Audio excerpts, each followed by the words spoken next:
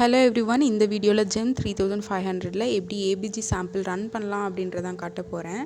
First வந்து machine வந்து ready ஸ்டேட்டில் இருக்கான்னு நம்ம பார்க்கணும். பார்த்துட்டு நம்ம என்ன டைப் ஆஃப் சாம்பிள் ரன் பண்ணுறோம் கிளிக் பண்ணிவிட்டு கோன்ற பட்டன் ப்ரெஸ் பண்ணோன்னா நம்மளுக்கு வந்து சாம்பிள் அப்சர்வர் வந்து வெளியில் வரும். அது வெளியே வந்த உடனே நம்ம சாம்பிள் வந்து இன்சர்ட் பண்ணோன்னா அது ஒரு 2 செகண்ட்ஸ் டைம் எடுத்துக்கிறோம். அது வந்து ப்ரெசன்ட் சாம்பிளான்னு கேட்கும். எஸ்ன்னு கொடுத்துட்டு ஓகே கொடுத்தோன்னா அது வந்து ஆஸ்பிரேட் பண்ணும் சாம்பிளை. ஆஸ்பிரேட் ஆனதுமே நம்மளுக்கு ஒரு அலாரம் வரும். நம்ம அந்த டைமில் சாம்பிளை ரிமூவ் பண்ணிக்கலாம். முடிச்சதுக்கப்புறமா பேஷண்ட்டோட இன்ஃபர்மேஷன்ஸ் எல்லாமே டைப் பண்ணிடலாம். பேஷண்ட்டோட ஐடி, பேஷண்ட் நேமு, பேஷண்ட்டோட டிபார்ட்மெண்ட்டு எல்லாமே வந்து நம்ம அதில் டைப் பண்ணிடலாம். இந்த GEM 3500 மிஷின் வந்து வெரி காம்பேட்டபிள் அண்ட் ஈஸி. இதில் ஒன்லி கேசட் மட்டும்தான் நம்ம போடுற மாதிரி இருக்கும் அண்ட் அதர் ஐட்டம்ஸ் எதுவுமே கிடையாது.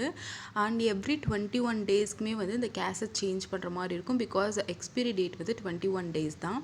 அண்ட் கிளாட் இல்லாத சாம்பிள்ஸ் நம்ம ரன் பண்ணோன்னா எந்த இஷ்யூமே வர்றதில்லை.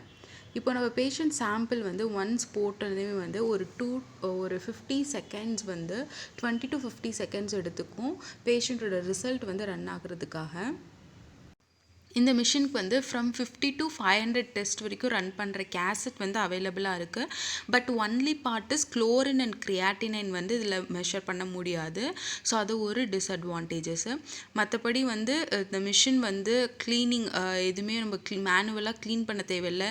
மற்ற மிஷின்ஸில் எல்லாமே வந்து ஒரு சாம்பிள் ஆஸ்பிரேட் ஆனதுடனே அந்த நீட்டில் வந்து க்ளீன் பண்ணுற மாதிரி இருக்கும். ஸோ இதில் வந்து அந்த மாதிரி நம்மளுக்கு எந்த ஒர்க்குமே கிடையாது. அண்ட் ஃபைனலி வந்து பேஷண்ட் ரிசல்ட் வந்து நம்மளுக்கு வந்துருச்சு. ஸோ நம்ம வேணும்னா நம்ம பிரிண்ட் எடுத்துக்கலாம். இவ்வளோ தான் இந்த மிஷினோடது. Thank you so much.